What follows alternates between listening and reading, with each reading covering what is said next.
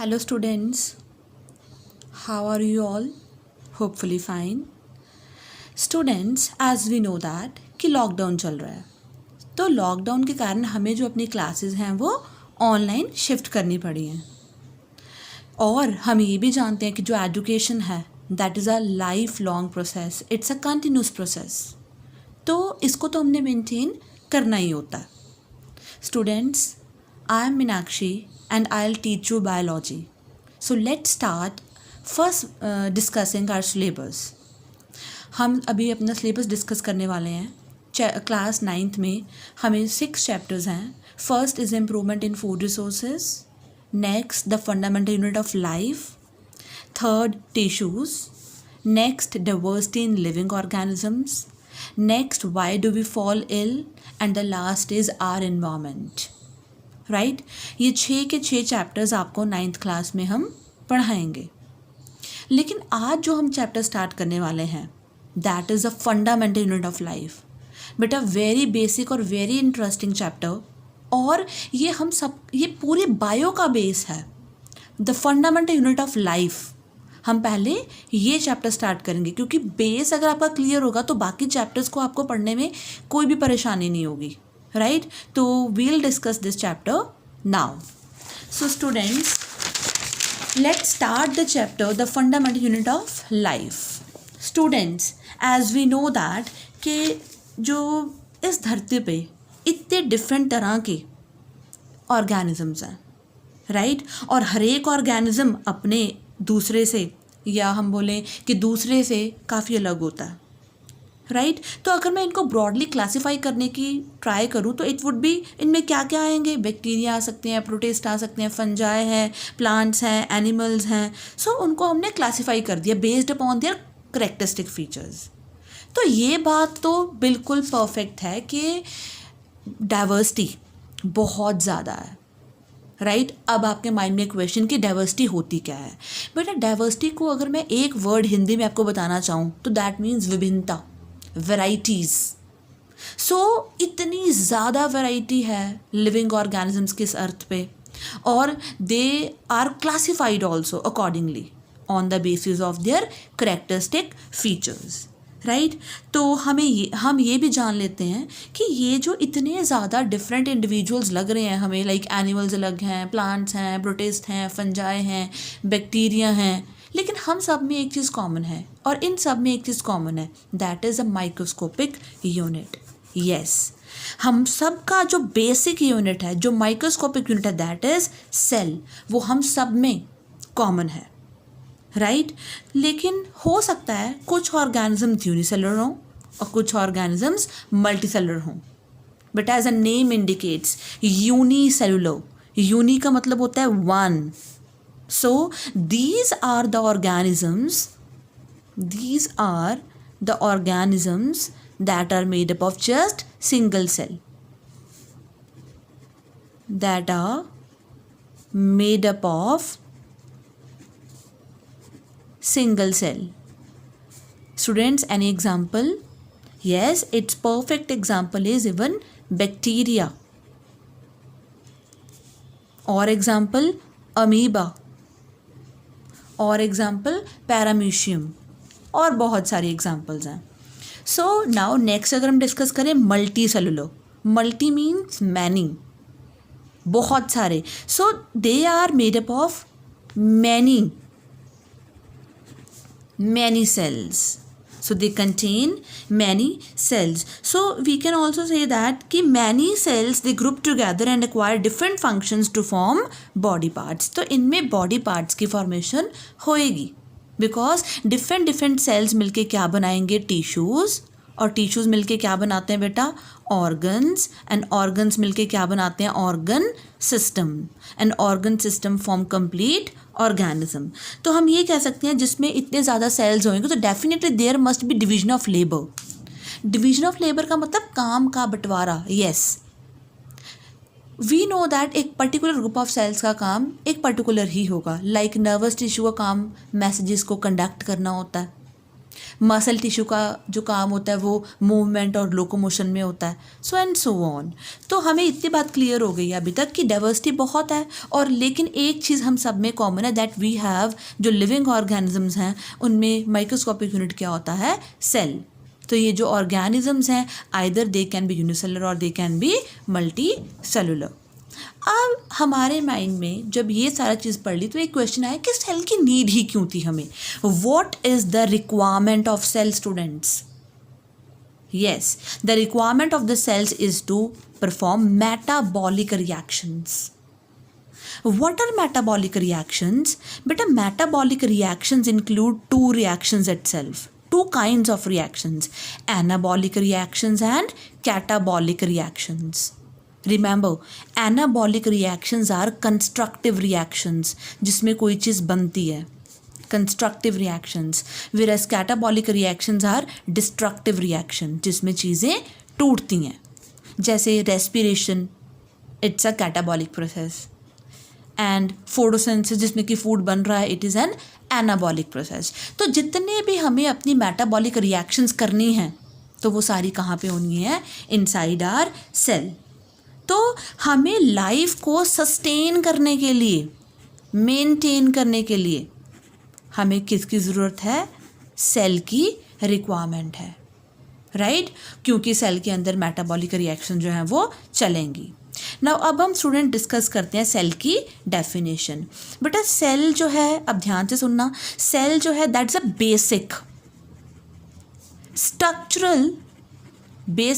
Structural and functional unit of life. Basic structural and functional unit of life. तो इसका मतलब क्या हुआ? देखो डेफिनेशन तो हमने लिख ली, लेकिन इसका मतलब क्या है? इसका मतलब है जो हमारी बॉडी का स्ट्रक्चर बनाता है एक्चुअली वो सेल्स ही होते हैं, और जो उसमें वर्क करते हैं, फंक्शन, वो भी क्या होते हैं, सेल्स ही होते हैं। So the basic structural and functional unit of life is the cell, right? और इस चैप्टर में हम काफ़ी चीज़ें पढ़ने वाले हैं, जैसे सेल की डिस्कवरी किसने करी, हिस्ट्री क्या है सेल्स की, यूनिसेलुलर और मल्टीसेलुलर के बीच में डिफरेंसेस क्या होते हैं, प्रोकैरियोटिक सेल और यूकैरियोटिक सेल क्या है, एक टिपिकल सेल का स्ट्रक्चर कैसा होता है, उसमें ऑर्गेनेलिज कौन कौन सी होती हैं, सेल वॉल की डिस्कस करेंगे, और डिफरेंट ऑर्गेनेलिज की हम क्या करेंगे, डिस्कशन। तो स्टूडेंट्स आपको इतना तो पता लग गया होगा अब कि हम सेल के बारे में ही बेसिकली पढ़ने वाले हैं। So cell is a basic structural and functional unit of life. लेकिन अब हम सबसे पहले डिस्कस करेंगे discovery and history of cell. तो हम पहले ये जानेंगे कि सेल की डिस्कवरी कब और किसने और किस प्लांट में या किस एनिमल में हुई थी। तो सबसे पहले students, the term cell was introduced by an English scientist. That English scientist name is Robert Hooke. And yes, he had discovered cell in the year 1665. And what he did, he examined thin slices of cork. Students, उसने thin slices, बहुत पतली slices cork की, cork जो plant के बाहर brown colour का तना होता है जिसे हम कहते हैं, राइट? उसको उसने स्टडी करा, और कैसे स्टडी करा? With his self designed microscope. उसका खुद का ही डिज़ाइन करा हुआ क्या था, उसके पास माइक्रोस्कोप था, राइट?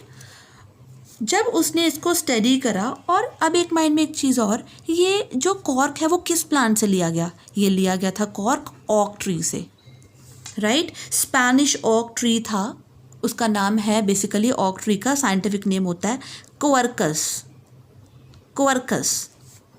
तो ये कॉर्क का जो पोर्शन है उसने ओक ट्री से लिया, और उसने अपने सेल्फ डिज़ाइंड माइक्रोस्कोप से इसको स्टडी करा। और जब उसने इसको स्टडी करा, ही वो सरप्राइज्ड, उसको इतनी सरप्राइज हुई ये देखकर कि उसको उसमें क्या नजर आए, टाइनी कंपार्टमेंट्स नजर आए, इस तरह के हनी कॉम्ब लाइक स्ट्रक्चर नजर आई, जैसे मधुमक्खी का छत्ता होता है, कॉम्ब होता है उसका, बिहाइव होता है, ऐसा कुछ उसको नजर आया, राइट? और उसने देखा कि ये जो टाइनी कंपार्टमेंट्स हैं, they are in fact just the dead cells. ये उसको लगा लाइक ये एम्प्टी रूम की तरह है, खाली रूम। एम्प्टी रूम की तरह, कंपार्टमेंट्स, जैसे खाली कंपार्टमेंट होता है ऐसे, राइट। और क्योंकि ये डेड सेल्स थे क्योंकि कॉर्क बेटा डेड होता है, राइट, वो लिविंग नहीं होता, डेड सेल थे, तो बीच में कोई भी लिविंग कंटेंट प्रेजेंट नहीं था, राइट। और उसने इसको नाम दे दिया क्या, सेलुले।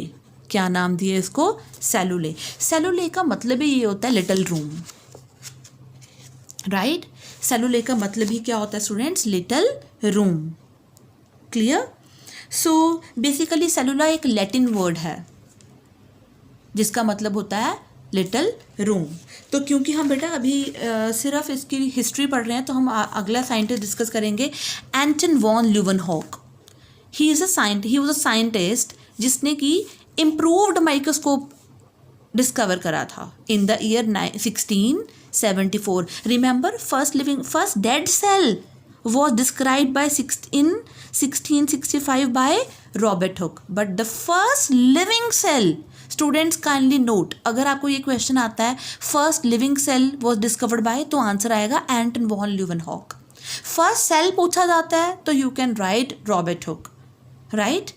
तो अगर लिविंग सेल पूछा गया स्पेशली तो आएगा Anton von Leeuwenhoek, right. So उसने क्या करा, उसने पहली बार अपने इम्प्रूव्ड माइक्रोस्कोप के नीचे किसको देखा, RBCs को देखा। We know that these are red blood sales.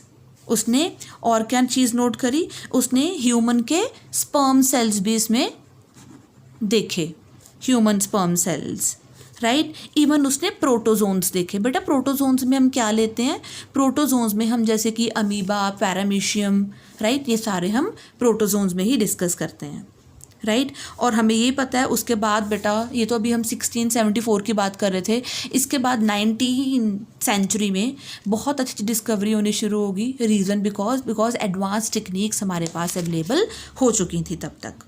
तो in 1831, right, a Scotch botanist, he was a botanist. Botanist कौन होता है, जो प्लांट्स की स्टडी करता है। Robert Brown, he was the first one who discover nucleus in the orchid root cell. Orchid बेटा plant होता है, उसकी रूट के सेल में इसे डिस्कवर करा था न्यूक्लियस को, राइट। और उसने ये कहा था कि जो सेल्स हैं उनके आसपास कुछ मेम्ब्रेन सी होती है, that is cell membrane, right. तो अभी तक हमने 3 साइंटिस्ट पढ़े हैं। एक तो हमने रॉबर्ट हुक की बात करी है, एक एंटनी वॉन ल्यूवेनहॉक की बात कर रहे थे, एक अभी हमने रॉबर्ट ब्राउन की बात करी है। और स्टूडेंट्स ये चीज़ें आपकी NCERT में भी मैंशनड हैं। Now the scientist Purkinje. बेटा परकंजी साइंटिस्ट ने क्या डिस्कवर करा, उसने नेम दिया, एक टर्म क्वाइन करी, that is known as protoplasm. Students kindly notice, जो प्रोटोप्लाज्म होता है that is a term used basically for nucleus plus cytoplasm.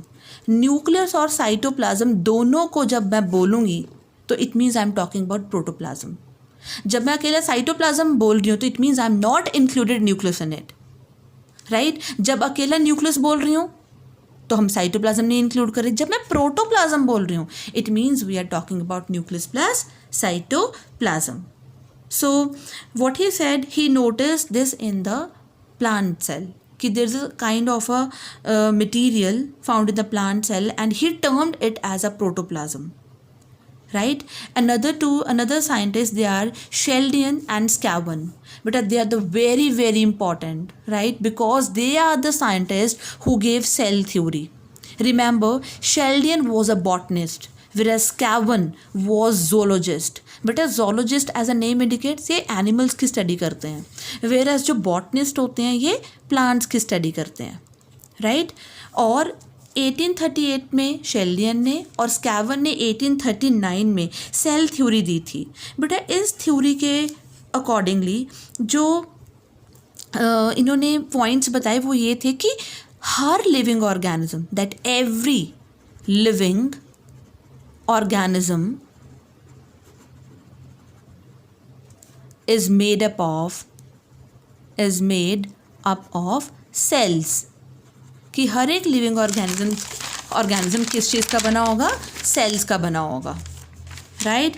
Her living organism में सेल्स होंगे। और क्योंकि शेल्डियन वॉज बॉटनिस्ट तो उसने प्लांट सेल को स्टडी करा, तो उसने बोला कि there is a sort of wall, that name is cell wall present है around the cells, राइट तो उसने क्योंकि वो बॉटनिस्ट था तो उसने ये क्योंकि प्लांट्स को स्टडी करा तो उसने बोला कि there is a kind of a cell wall present around the plant cell. But क्योंकि जो स्कैवन था उसने वो जोलॉजिस्ट था तो उसने एनिमल्स की स्टडी करी होगी, तो ही सेड दैट कि except for the cell wall, कहता है सेल वॉल को छोड़ के बाकी सारा कुछ बिल्कुल सेम प्लांट्स में और एनिमल्स में सेम सा होता है. So plants they have cell wall but animals they don't have any cell wall.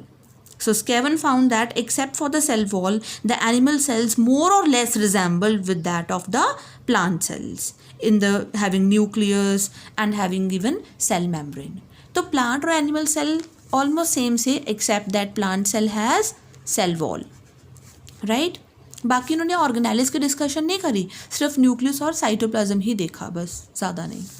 Next is the scientist Rudolf Virchow. But Rudolf Virchow was a scientist who has given this term. See, omnis cellula e cellula. Omnis cellula e cellula. What that mean? This is a term जो Rudolf Virchow ने in 1858 में दी थी. इसका मतलब क्या है? इसका मतलब है new organisms. What? New organisms arise from pre-existing ones. नए organisms कहाँ से बनते हैं? pre-existing से, जो पहले से ही पड़े होते हैं उनसे ही बनते हैं. So नए organisms कहाँ से बनते हैं? from the pre-existing cells, right? तो उसके बाद ये हम अभी क्योंकि हिस्ट्री डिस्कस कर रहे हैं तो अब हम बात करेंगे हैकल की. हैकल साइंटिस्ट ने 1866 में बता दिया था कि जो न्यूक्लियस है वही स्टोर करता है और वही ट्रांसमिशन कराता है. किसकी कराएगा? न्यूक्लियस में क्या चीज़ होती है बेटा? न्यूक्लियस में होता है डीएनए. तो ट्रांसमिशन हेरिडिटी करेक्टर्स की. हेरिडिटी क्या होती है? यस, हेरिडिटी होती है that is a transfer of characters from one generation to the next generation, right. तो हैकल ने रिपोर्ट करा कि जो न्यूक्लियस है वो ही स्टोर करता है, वही ट्रांसमिट करता है heredity information. Later on electron microscope was discovered by. बेटा इलेक्ट्रॉन माइक्रोस्कोप जो है वो काफ़ी ज़्यादा हम कह सकते हैं डिटेल स्टडी के लिए होता है. Electron microscope was studied by not studied, discovered by the two scientists Ruska and Knoll, right, in the year 1940s. तो इसके कारण इलेक्ट्रॉन माइक्रोस्कोप के कारण जो डिटेल्ड सेल की स्ट्रक्चर है वो भी डिस्कस होनी शुरू होगी, मतलब ऑर्गेनेलिस की भी डीप स्ट्रक्चर, राइट. और आपको मैं एक चीज़ बता दूं, जो सेल वर्ड है वो एक मिजनोमर है. मिजनोमर समझते हो? मिजनोमर का मतलब होता है कि इसका नाम ये नहीं होना चाहिए था, इसका नेम कुछ और होना चाहिए था, राइट. ऐसा क्यों? बेटा जो सेल वर्ड है ना उसका मतलब होता है a room which is surrounded by a wall. But remember ये ज़रूरी नहीं है कि सेल के आसपास cell do have a cell wall. ये ज़रूरी नहीं है हैव अ सेल वॉल. बेटा क्योंकि अगर हम एनिमल सेल की बात करें तो एनिमल सेल में तो सेल की मेम्ब्रेन होती है, वॉल तो होती ही नहीं है, right. So cell word is a misnomer. Cell word literally मतलब ये होता है एक खाली रूम जिसके पास बाउंड्रीज हो या वॉल हो, लेकिन एनिमल सेल में तो वॉल होती ही नहीं. So it's a misnomer. लेकिन ये वर्ड अभी भी सारी बुक्स में हम यूज़ करते हैं क्योंकि काफ़ी देर से ऐसे ही यूज़ होता आ रहा है. So however the word cell is still used to describe the structural and functional unit of life. Students, in our today's video, we have discussed the history and discovery of the cell, definition of cell, right? Some basic things. So, in our next video, we'll discuss the types of microscopes and cells' complete structure.